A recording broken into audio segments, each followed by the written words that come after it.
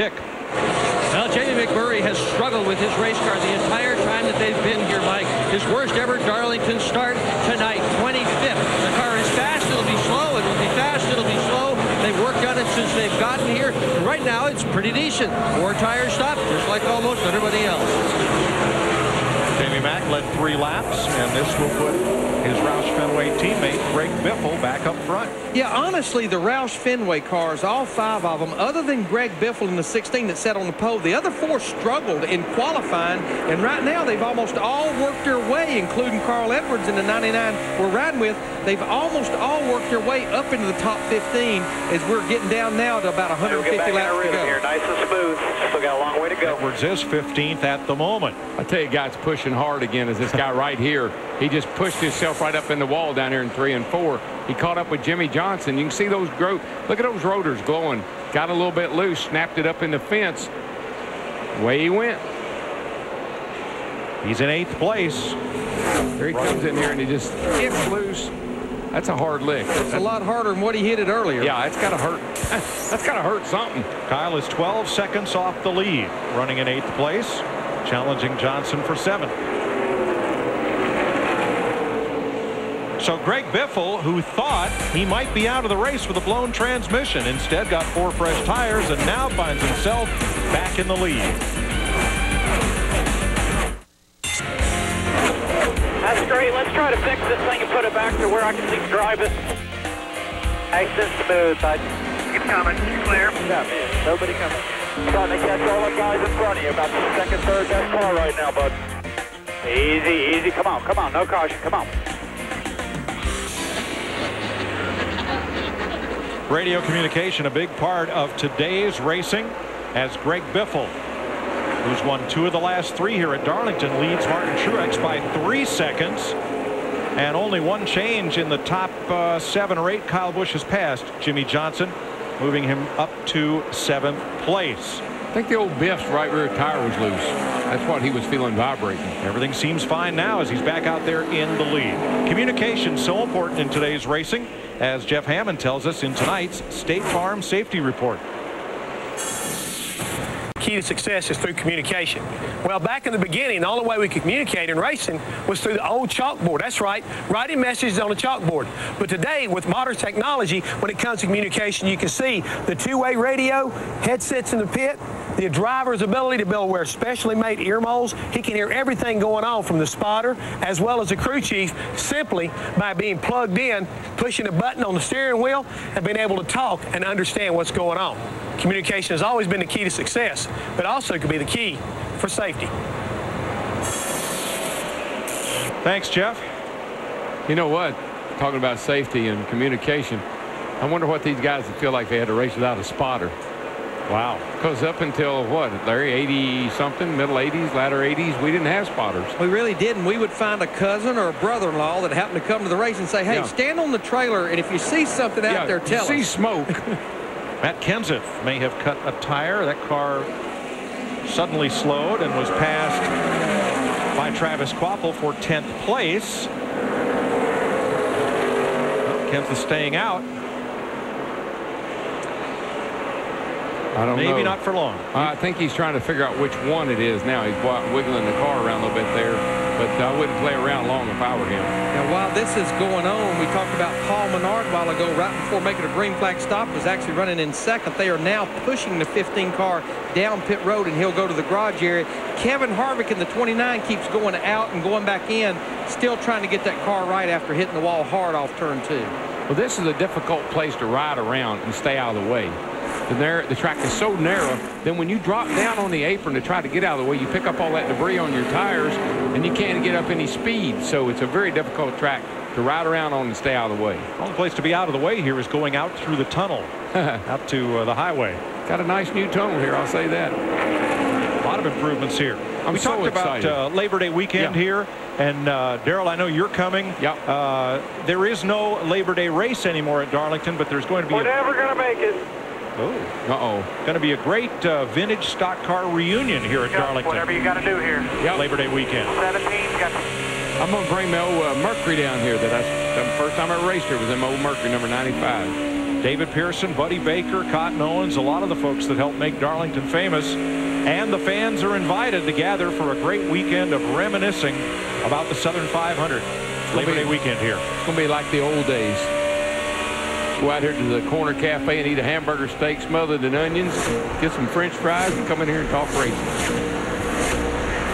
In 2 weeks, NASCAR on Fox returns with Stock Car Racing's longest night, the Coca-Cola 600. That's in 2 weeks.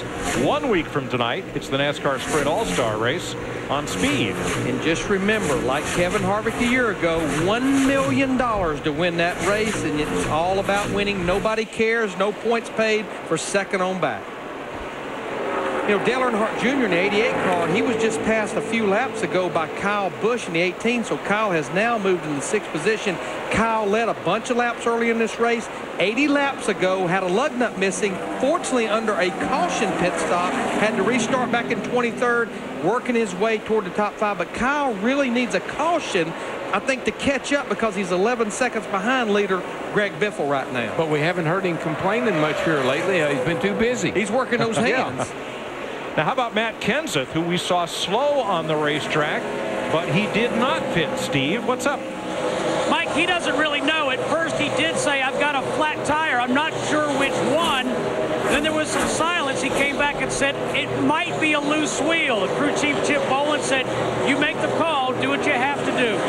Right now, his lap time, Steve, they look good. Our leaders are running 29.80s and 70s. Matt Kenseth's lap by running in 11th was 29.88. Car looks a little squirrely, though. He's kind of jumping sideways and moving around like something's wrong with it. It's Chip Boland, who took over the crew chief duties for Matt Kenseth at the start of 2008. Chip has been with his team since its inception back in 2000 as the lead engineer and car chief. Robbie Reiser, who'd been there since the beginning, stepped down, took a team manager role. I just don't like the way the car is jumping sideways, kind of up off the corner, like it's almost got a loose wheel or something. Well, there's 4 Roush Fenway cars in a row. There's Quapple, the white car, then Kenseth in black. Here's David Reagan in red and white, and Carl Edwards right behind him. So all the Roushketeers, four out of the 5 in a row, and of course Greg Biffle leading. Nice run for Reagan tonight. 4th place as Dave Blaney powers past Jeff Gordon. Where did Blaney come from, Larry? I mean, I know he's been running good all night, but goodness gracious, he just blew by Jeff Gordon and is up into 4th place. Dick, what they're saying down there? They are saying race the racetrack, Darrell, just like in the old days. Blaney has been hot all night long. His lap times have been as good as, or even sometimes better than the leader. He qualified 13th. That's his best start of the year. This is absolutely his best run of the year. We remind you, Dave Blaney, with 277 starts in this series, has never won. Maybe tonight. Tell you one thing, he hadn't used up the side of it yet. He's got something to give yet. Car's pristine on the right and left side. Brand new race car saw the racetrack for the first time when the track opened on Thursday. Blaney's race is to get into the top 35 in owner points.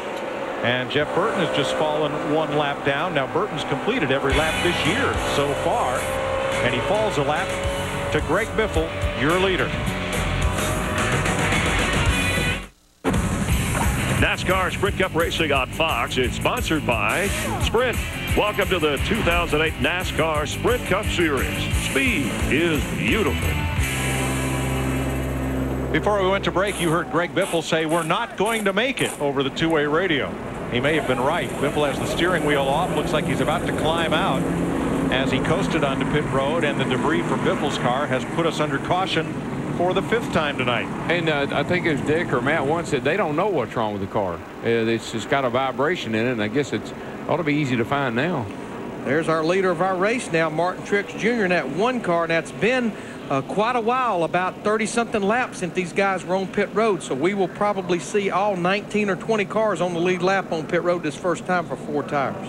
Think you'll have some gamblers at this stage? I don't think so. I think we had a good sample a while ago of Dale Earnhardt Jr. with those 2 tires, and this thing's getting, I think it's getting slicker. These cars are sliding around. I think you'll see a full-blown gamut of 4 tires. I think what we saw with Dale Jr. was if you had about 12, 15, maybe 20 laps to go, you could go with 2, but not a long run. So I think that answers the question. Matt, what are they saying down there, buddy? They just looked under the car, DW. There is oil under the car. They do not believe they're going to get this car fixed. They're going to take it back to the garage and take a look, but they believe they're done. Well, they can't take it to the garage just yet because pit road is open. Krista. And here is Martin Truex Jr. He's kind of been steady Eddie, very good all night. The call just a half turn on that track bar. You just saw that adjustment made as they come around to the left side. This is the winning car that Martin had last year in Dover. It also finished 8th in Phoenix. Dick. Dave Blaney pits out of the 3rd position. That's his career best finish in this league. 3rd. Car nearly perfect. A minor adjustment to the chassis. Matt. Car really coming to life. The last one was the 11 of Denny Hamlin. Meanwhile, at the bottom of your screen, Jeff Gordon, he says his car has a terrible push. Still, 0 grip in the back of the car. Going to try to make another big adjustment on the 24 again. Looks like the 11 will beat everybody off pit road. Great stop. Caution for the 5th time tonight. Bobby Labonte will get the free pass under this caution flag as Denny Hamlin goes to the lead. 130 laps to go in Darlington. You're watching NASCAR on Fox.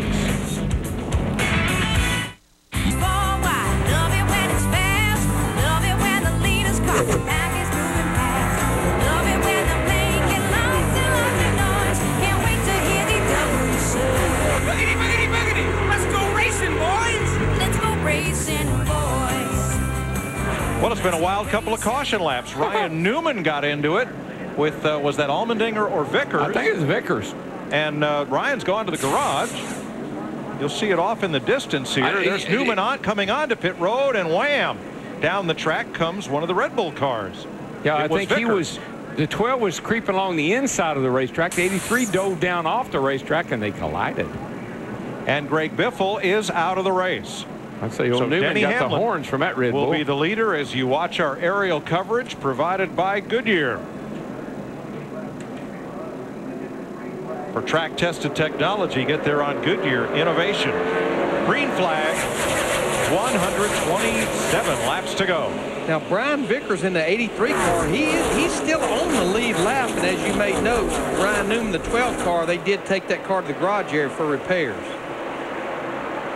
Well, boys, that 11 car leading the race, kind of familiar, isn't it? Yeah, we're just not short track Saturday night anymore, but Hamlin figured maybe he's owed one after leading, what, 381 of 400 laps last Saturday night. Having a right front tire go down. I felt for him, and you say we're not at short track, but, you know, we're running in 28s and 29s. That's not much slower than what we run at Richmond, so probably feels a lot like Richmond. And then you just think about what happened to him in the last 19 laps of that race, and then he comes to Darlington. He's got the field covered in the Nationwide Series car in practice, and wrecked qualifying, missed the show, and then got a conservative qualifying lap in on this car, qualified back in the 21st position.